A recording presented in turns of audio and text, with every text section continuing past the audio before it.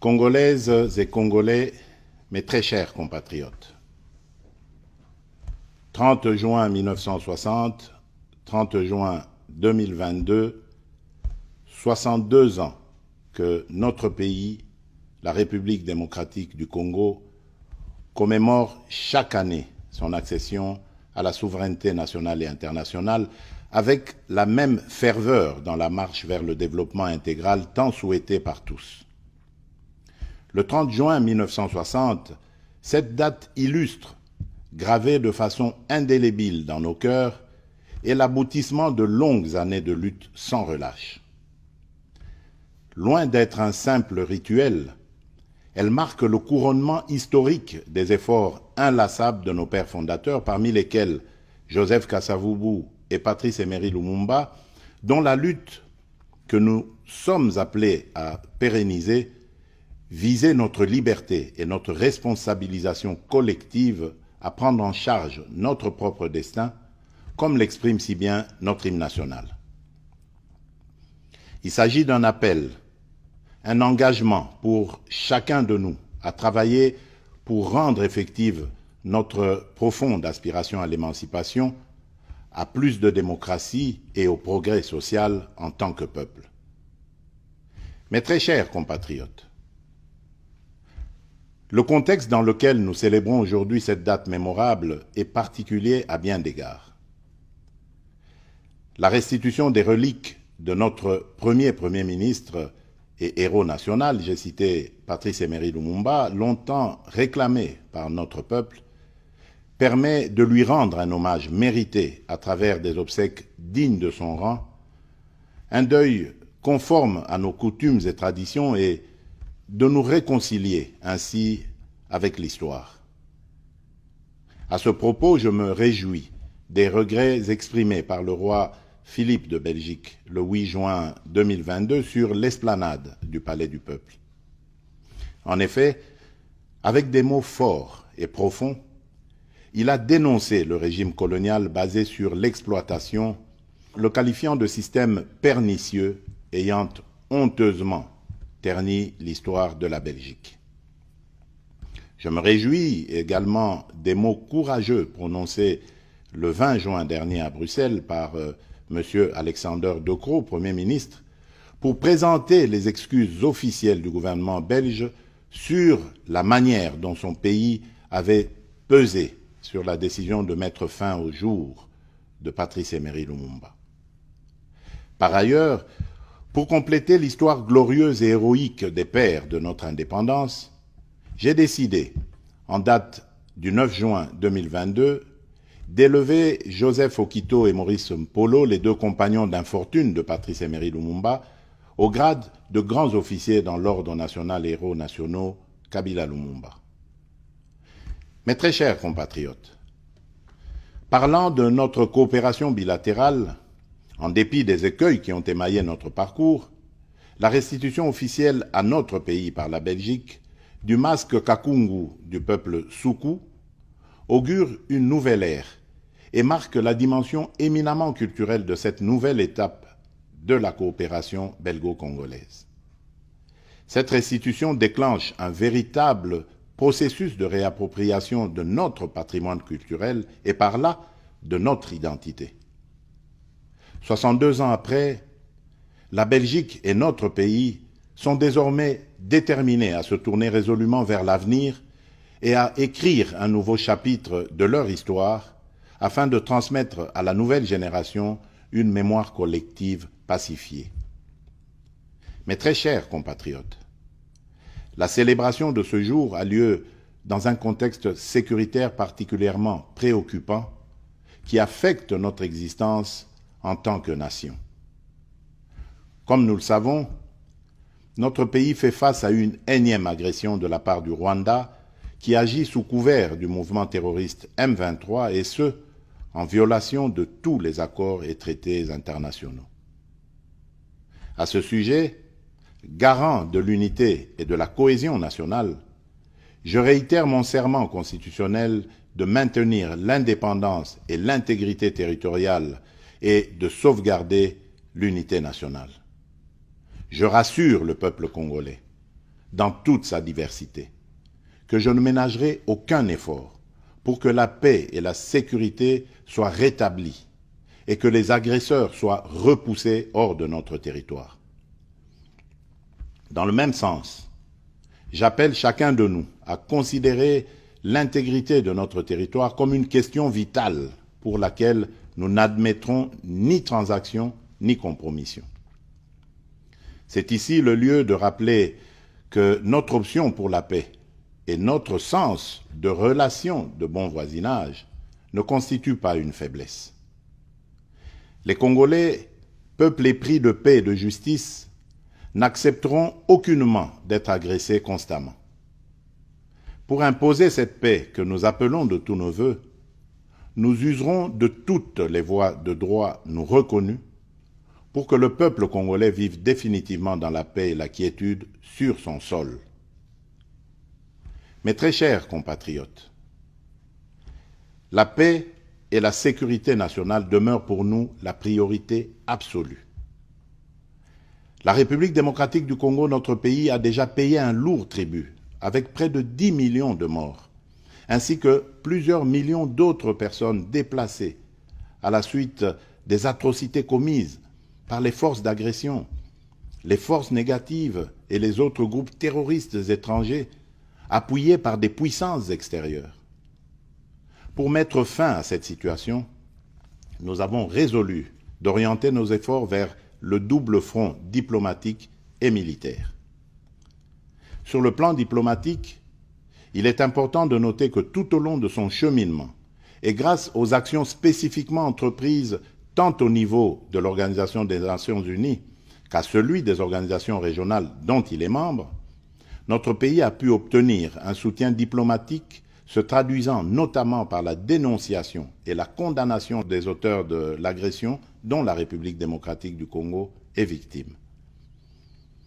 Le processus de paix de Nairobi, initié par le président Uhuru Kenyatta, entamé le 21 avril 2022 et ayant conduit aux consultations constructives avec les groupes armés locaux, est le fruit d'une réflexion mûrie lors des conclaves des chefs d'État de la communauté d'Afrique de l'Est à laquelle notre pays a adhéré récemment.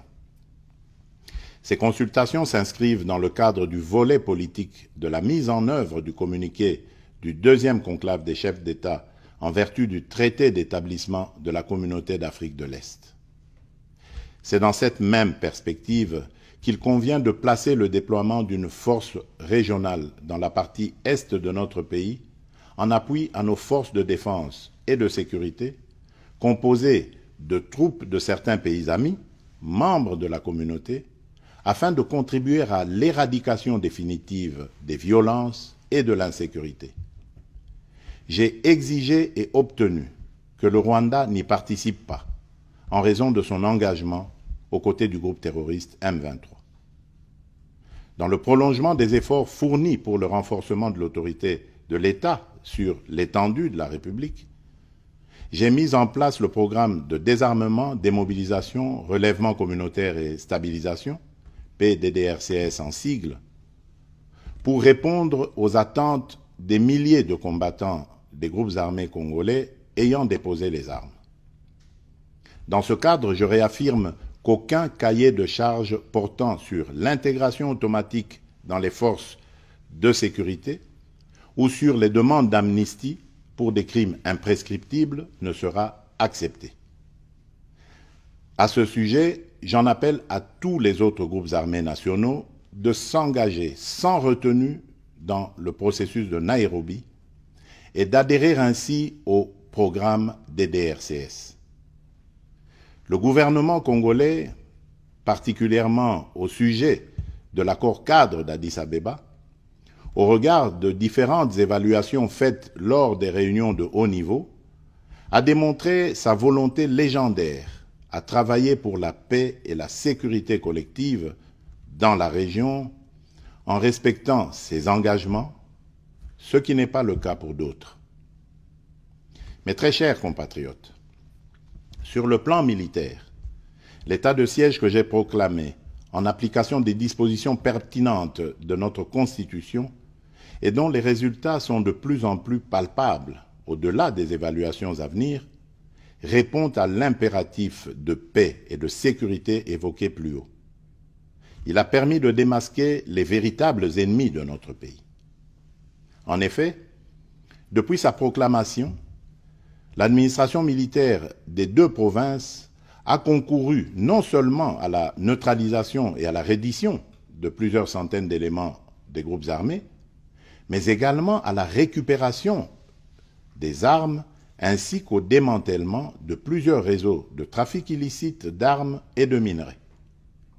L'état de siège a rendu possible l'anéantissement des réseaux de ravitaillement de certains groupes armés et la récupération de nombreuses localités dans l'est du pays, autrefois sous contrôle de ces derniers. Mes très chers compatriotes, tout en m'inclinant devant la mémoire de nos combattants tombés au front, je salue avec force la bravoure des FARDC engagés dans cette guerre pour défendre jusqu'au bout l'unité et l'intégrité de notre territoire national, de même que l'implication appréciable de nos services de sécurité. Je tiens à les féliciter et à leur renouveler toute ma confiance. Aussi, tout en appréciant à sa juste valeur le soutien manifeste dont notre peuple fait preuve au quotidien à l'endroit de nos forces de défense et de sécurité, je lance un appel solennel à la mobilisation générale, quelles que soient nos divergences par ailleurs, en vue d'intensifier ce soutien populaire sans faille qui fait tant de bien au moral de nos combattants engagés au front. Mon appel s'adresse d'une manière toute particulière à notre jeunesse, que j'invite à s'enrôler massivement dans les FARDC et dans la police nationale. Mes très chers compatriotes, c'est dans le même contexte que j'enjoins le gouvernement de la République à renforcer les capacités logistiques et matérielles de nos forces de défense et de sécurité nécessaires pour soutenir leur montée en puissance. Cette commémoration est aussi l'occasion d'exprimer mes condoléances les plus attristées aux familles éprouvées et la solidarité de toute la nation à nos frères et sœurs de l'Est du pays, à nos compatriotes déplacés et aux autres victimes des violences et des affres de cette guerre nous imposée injustement. Afin d'éviter de tomber dans le piège de la xénophobie et du discours de haine, je vous exhorte, Congolaises et Congolais, à plus de vigilance et à respecter l'ordre établi. Notre diversité socio-culturelle, qui est une richesse inégalable, est un atout majeur pour notre développement et notre cohésion. Cette diversité fait la République démocratique du Congo et lui rend sa grandeur. Mes très chers compatriotes, le combat pour la libération n'est pas fini. Il se pose aujourd'hui en termes économiques et se gagnera sur le front du développement. 62 ans après la proclamation solennelle de notre indépendance, nous avons franchi une étape symbolique de l'histoire de notre pays pour engager un nouveau combat, celui de promouvoir une croissance inclusive pour lutter contre la pauvreté et les inégalités sociales. Tous ensemble, nous devons être conscients qu'une dépendance économique prolongée nous mènera à terme à l'érosion de notre indépendance politique. Ainsi, pour jeter les jalons de cette indépendance économique et du développement durable de notre pays, le gouvernement de la République démocratique du Congo a fourni des efforts qui ont permis l'amélioration de fondamentaux macroéconomiques et qui ont abouti notamment à l'augmentation significative des réserves de change, l'appui à la gratuité de l'enseignement primaire, l'amélioration des salaires de base de l'ordre de 30% en moyenne pour les fonctionnaires, les militaires et les policiers, l'amélioration du système de retraite des agents publics de l'État, ainsi que le financement du processus électoral. Pour ce qui concerne la mise en œuvre de la couverture santé universelle, à ce jour, nous en avons parcouru du chemin et des étapes concrètes et essentielles ont été franchies. j'ai instruit le Premier ministre ainsi que tous les ministres concernés d'entreprendre sans délai la migration du système actuel octroyé de prise en charge médicale des fonctionnaires de carrière ainsi que des hauts fonctionnaires et assimilés vers le système contributif prévu par la couverture santé universelle. Dans les semaines qui viennent, le programme d'accès gratuit aux soins de santé pour la femme enceinte, les accouchements et les soins aux nouveau-nés sera effectif dans l'ensemble des zones de santé de Kinshasa. Ensuite, ce programme s'étendra progressivement aux autres provinces du pays. Sous mon impulsion, le pays s'est lancé dans un ambitieux programme de réformes économiques. Ces dernières se complètent sur le plan financier par une mobilisation importante des ressources, tant internes qu'externes, lesquelles ont diversifié les sources de nos revenus. Il en va de même des efforts consentis pour améliorer le climat des affaires, renforcer la lutte contre la corruption, le blanchiment des capitaux et le financement du terrorisme, tout ceci en vue d'attirer des investissements étrangers. Cependant, il reste encore des défis considérables à moyen et long terme. Mes très chers compatriotes, cette date mémorable du 30 juin nous interpelle tous à l'unité.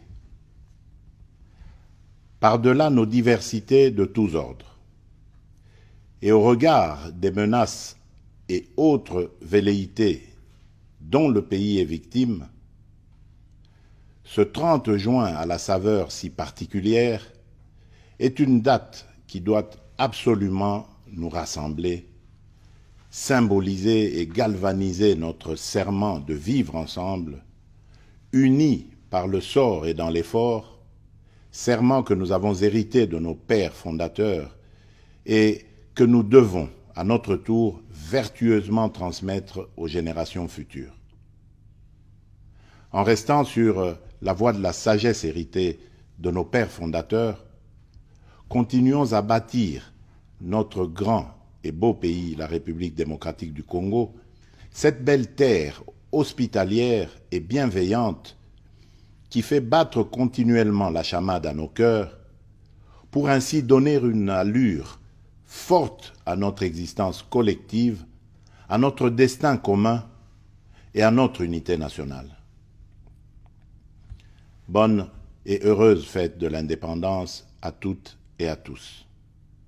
Que vive le peuple congolais, que Dieu bénisse abondamment la République démocratique du Congo. Je vous remercie.